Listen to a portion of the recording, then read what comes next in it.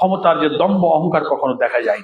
নাম ধরে ডাকতেন, চিনতেন, অত্যন্ত স্নেহ করতেন। আমি খুব বিস্মিত হতাম যে আমি তো অন্য দলের লোক, যিনি বছরের শেষ দিনে যাকে আমরা অত্যন্ত ব্যথাতুর হৃদয় বিদায় জানিয়েছি, তার স্মরণে আজকে এই শোক সভা এবং দোয়ার অনুষ্ঠানের আয়োজন করার জন্য আমি আবারও এই মিউজিকে ধন্যবাদ জানাচ্ছি। যারা আমরা উপস্থিত হতে পেরেছি, এটা আল্লাহ তাআলার খাস মেহেরবানি।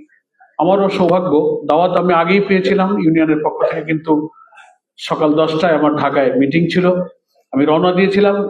পদ্মা সেতু থেকে আমি ব্যাক করেছি, মিটিংটা শিফট হওয়ার সুযোগে আমি আবার ব্যাক করেছি অন্য প্রোগ্রামের কারণে। তো আমি মনে করি এটা আমার জন্য আল্লাহ তাআলার খাস রহমত যে এখানে আমার উপস্থিত হওয়ার একটা সুযোগ তিনি দিয়েছেন। দুইটা কথা খুব সংক্ষেপে বলি, যেহেতু আমরা সবাই ব্যস্ত হয়ে পড়েছি। প্রথম কথা হচ্ছে যে বেগম খালেদা জিয়া প্রধানমন্ত্রী থাকলে মানুষের মধ্যে অনেক সময় অহংকার, দাম্ভিকতা, ধৃষ্টতা অনেক কিছু দেখা যায়, যা আমরা নির্লজ্জভাবে লজ্জিত হয়ে প্রতিহিংসার আগুনে যিনি জ্বলতেন সেই প্রধানমন্ত্রী শেখ হাসিনা, যে তিনি কিভাবে অপমানজনক ভাবে দেশ থেকে বিদায় নিয়েছেন। প্রধানমন্ত্রীত্বের কর্তৃত্ববাদী শাসন আর অহংকার, তার দিকে তাকালে আমরা উদাহরণ পাই। ঠিক বেগম খালেদা জিয়া দেশ শাসনকালে হোক আর দল পরিচালনায় হোক, তিনি ছিলেন অত্যন্ত সহজ সরল, সাদাসিধে জীবনের অধিকারী, সকলকে নিয়ে চলার মতো, অ্যাকোমোডেশন করে চলার মতো উদার মনের একজন অধিকারী নেত্রী। তার মধ্যে আলটিমেটলি কখনো কিন্তু দাম্ভিকতা এবং ক্ষমতার যে দম্ভ অহংকার কখনো দেখা যায়নি। ভিন্ন মতের প্রতি তিনি ছিলেন অত্যন্ত শ্রদ্ধাশীল। আমার খুব ক্ষুদ্র অভিজ্ঞতা বেগম খালেদা জিয়ার সঙ্গে। সংসদ সদস্য হবার আগেই ব্যক্তিগতভাবে উনি আমাকে নাম ধরে ডাকতেন, চিনতেন, অত্যন্ত স্নেহ করতেন। আমি খুব বিস্মিত হতাম যে আমি তো অন্য দলের লোক। নির্বাচনের আগে তিনি এদিকে আসলেন, আমি নির্বাচনে বিজয়ী হলাম 4 দলীয় জোটের প্রার্থী হিসেবে।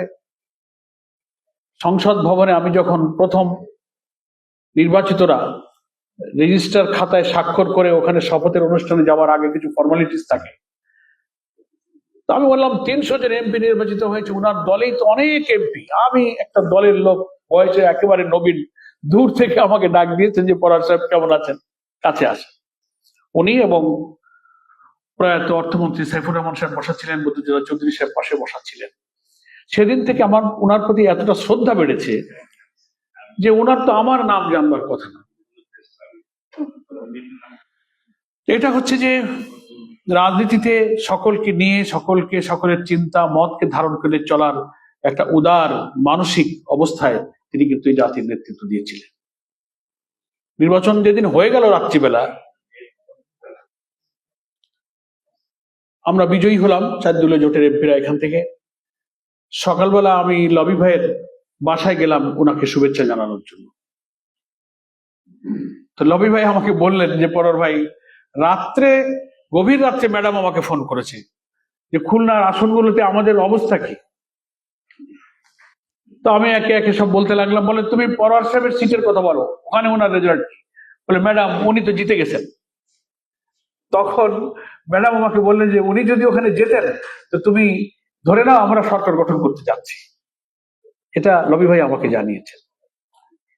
তো আমি এই কথাগুলো বলছি কারণ উনি যে একটা দলের লোকদের স্মরণ রাখা কোনো বৈচিত্র্যের পিছনে, আমি ভিন্ন একটা দলের খুবই নবীন সদস্য, আমাকে উনি যে এতটা স্মরণ করেছেন। সংসদীয় জীবনে অনেক কাজের জন্য ম্যাডামের কাছে আমি গিয়েছি, খুলনার সমস্যার জন্য, কলকারখানা বন্ধ ইত্যাদি প্রস্তাব দিলে ম্যাডাম একটা মিটিং এর আয়োজন করেন। আমরা খুলনার এমপিরা আপনার সঙ্গে দেখা করি, মেয়র তৈবুর রহমান সাহেব ছিলেন, লবি ভাই ছিলেন, মরহুম আশরাফ ভাই ছিলেন, সবাইকে নিয়ে উনি সময় দিলেন।